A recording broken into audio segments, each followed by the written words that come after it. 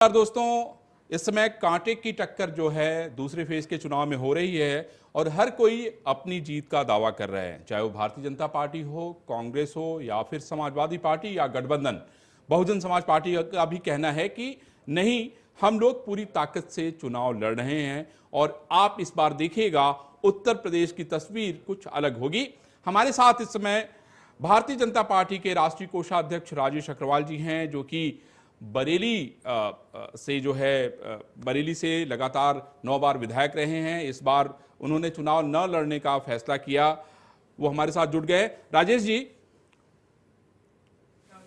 आपके क्या दावे हैं?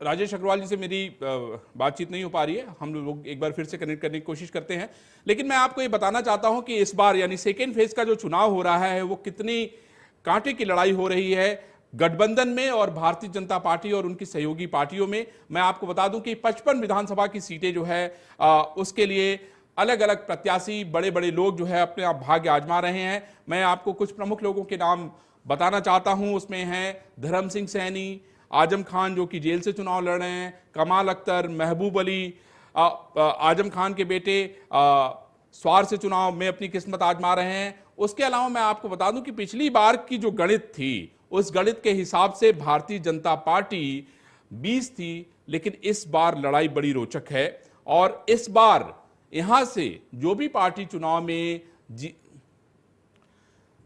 चलिए देखिए, हमारे साथ एक बार फिर से राजेश अग्रवाल जी जुड़ गए हैं। राजेश जी, आपको आवाज आ रही है? मुझे तो आ रही है अरविंद भाई। हेलो राजेश जी नमस्कार। नमस्कार नमस्कार।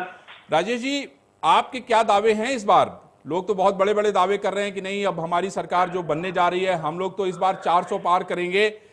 राजेश अग्रवाल जी जो कि बरेली से खुद 9 बार के विधायक रहे हैं, भारतीय जनता पार्टी को इतनी अपनी सेवाएं दे चुके हैं। ऐसा है, सरकार बनेगी। हेलो जी जी, सुन रहा हूं, बोलिए। सरकार बनेगी, सरकार थी, है और रहेगी। राजेश अग्रवाल जी की क्या भूमिका होगी इस सरकार में? क्योंकि अभी तो आपको केंद्र में भेज दिया गया है, आप पूरे देश से कोष, पूरी दुनिया से कोष जुटाने का काम कर रहे हैं, जो सबसे ज्यादा इंपॉर्टेंट है। और मेरे मन में एक सवाल राजेश जी ये भी है कि आप तो राजनीति के इतने पुराने खिलाड़ी हैं, आपने इस बार चुनाव न लड़ने का फैसला किया या पार्टी ने आपका टिकट काटा? लोग जानना चाहते हैं, सुनना चाहते हैं कि भाई आखिर बात क्या थी। पार्टी ने टिकट नहीं काटा। मैंने तो जो है आज से 3 साल पहले रिजाइन कर दिया था जब मैं 75 वर्ष का हुआ जी। और पार्टी की ये रीति और नीति ये है कि 75 वर्ष से ज्यादा होने पर सक्रिय राजनीति में पार्टिसिपेट नहीं करना। तभी तो मेरे लिए इतना बड़ा महत्वपूर्ण पद पार्टी ने जो है राष्ट्रीय कोषाध्यक्ष बनाकर विश्व की सबसे बड़ी पार्टी का ये सबसे महत्वपूर्ण पद दिया है। यही एक विश्वसनीयता है।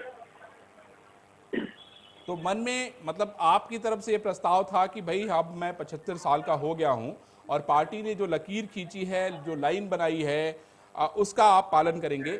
लेकिन राजेश जी, आपके जो मतदाता हैं, जिनकी आपने लगातार सेवा की, जिनकी आपसे बहुत सारी अपेक्षाएं हैं, मैं समझता हूं कि क्या उनका निर्णय भी इसमें शामिल था?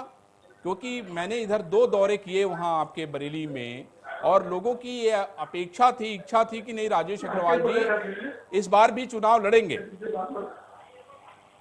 नहीं, बात ठीक है। हम लोग एक निष्ठा से बंधे हुए हैं। प्रजातंत्र में जनता के सामने हमारा दायित्व है, लेकिन उससे बड़ा दायित्व होता है पार्टी और पार्टी के नियमावली, पार्टी का निर्देश। तो निश्चित रूप से मैंने उसका पालन किया है।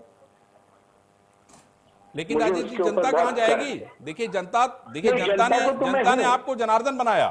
जनता की वजह से राजेश अग्रवाल अलग अलग पदों में रहे, इतने ताकतवर रहे, और मैं समझता हूं कि किसी की भी हिम्मत नहीं हुई कि राजेश अग्रवाल को किनारे कर सके। मैं यही तो जानना चाहता हूं कि जनता के निर्णय को आपने किनारे क्यों कर दिया? नहीं, जनता के निर्णय को किनारे नहीं किया है। मैं जनता के बीच में था और जनता के बीच में आज भी हूं।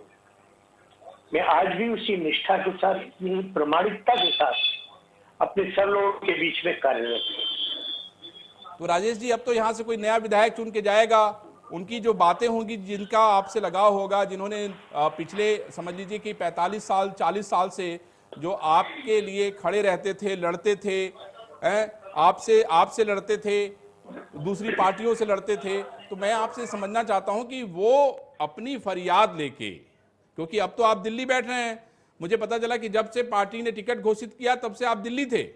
नहीं, मैं यहाँ क्षेत्र में भी कार्य नहीं, मैं यहाँ क्षेत्र में भी कार्य किया है, जी। दिल्ली का भी दायित्व निभाया है। ऐसा नहीं होता है, एक पिता होता है, जी वो पति भी होता है, वो चाचा भी होता है, वो ताऊ भी होता है। तो एक व्यक्ति बहुत सारे दायित्व एट ए टाइम निभाता है। मैं भी अपने सारे दायित्व को जानता हूँ और मैं अपने सारे दायित्व का बड़ी प्रामाणिकता के साथ जो है वो निर्वहन कर रहा हूँ। राजेश जी, इस दर बीच मैंने देखा कि बहुत सारे लोगों ने बड़े बड़े सम्मेलन आयोजित किए, व्यापारियों के बड़े सम्मेलन आयोजित किए, लोगों ने दावा किया कि नहीं, व्यापारियों का असली नेता तो हम ही हैं। मैंने देखा कि किसी ने कानपुर में सम्मेलन आयोजित किया, किसी ने गाजियाबाद में सम्मेलन आयोजित किया, किसी ने अलग अलग क्षेत्रों में सम्मेलन आयोजित किया। मैं ये आपसे समझना चाहता हूं कि कोषाध्यक्ष के तौर पे भारतीय जनता पार्टी के लिए कोष तो जुटा ही रहे हैं आप, लेकिन अब राजेश अग्रवाल की जो भूमिका है, जो भीष्म पितामह की भूमिका में आपको ला दिया गया है कि भाई राजेश अग्रवाल जी 75 साल के हो गए हैं, तो वो चुनाव नहीं लड़ेंगे। लेकिन मैं आपसे ये समझना चाहता हूं कि अब राजेश अग्रवाल की भूमिका क्या होगी। इसके बाद हम आपको जो 55 सीटों की चुनाव हो रहे हैं उस पर हम आपसे फिर बातचीत करेंगे, पहले इसका जवाब दे दीजिए। निश्चित रूप से पार्टी का जो निर्देश होगा, राजेश उसके लिए समर्पित है और वही कार्य करेगा जो पार्टी कहेगी। राजेश जी, पिछली बार बड़े शानदार नतीजे रहे, जो दूसरे फेज का इलेक्शन हो रहा है, जो 55 सीटों का इलेक्शन हो रहा है, इस बार आप क्या कहेंगे? क्योंकि इस बार लोग कह रहे हैं कि लड़ाई बड़ी कठिन है, बड़ी चुनौती है।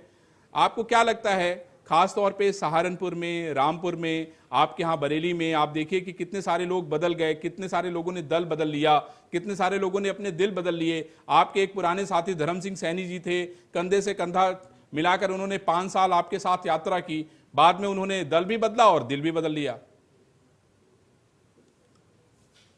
आपने देखा कि मौर्य जी ने जो है वो दल बदला और भागे। ये लोग कहीं पर भी निष्ठा के साथ जो है कहीं एक स्थान पर रहना नहीं जानते।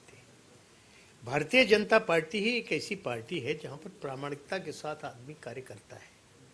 ये जो उथले लोग हैं, जिनकी किसी दर्शन में, किसी इस प्रकार की चीज़ों में निष्ठा नहीं होती है, वो तो दाएं बाएं जाकर बात करते हैं। ऐसे एकाध लोगों से कहकर कोई काम बनना और इतने बड़े विशाल वटवृक्ष की तुलना आप कर रहे हो व्यक्ति के नाम से, मुझे अच्छा नहीं लगता।